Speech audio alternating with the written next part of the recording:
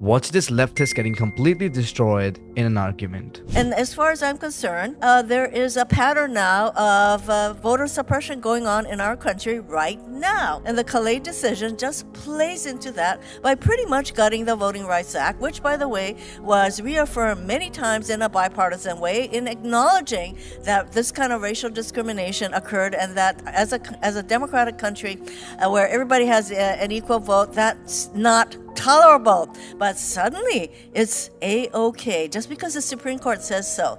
So just because this court says so doesn't mean I agree with them.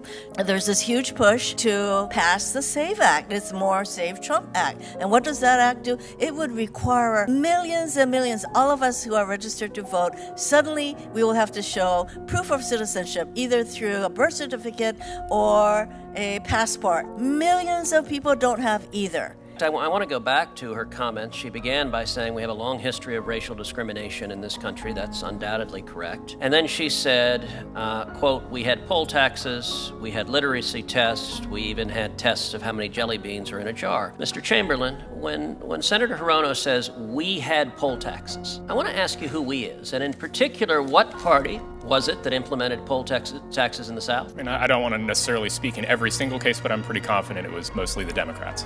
And what party was it that put literacy tests in place in the South? Same answer, mostly the Democrats. And what party was it that had tests like how many jelly beans are in a bottle? The Democrats. What party were the founders of the Ku Klux Klan from? Pretty sure that was the Democrats. Indeed. In fact, Nathan Bedford Forrest, the founder of the Klan, was a delegate to the 1860 Democrat National Convention. What party wrote the Jim Crow laws in the South? The Democrats. So, on this side of the aisle were members of the Republican Party. Who was the first Republican president? Abraham Lincoln.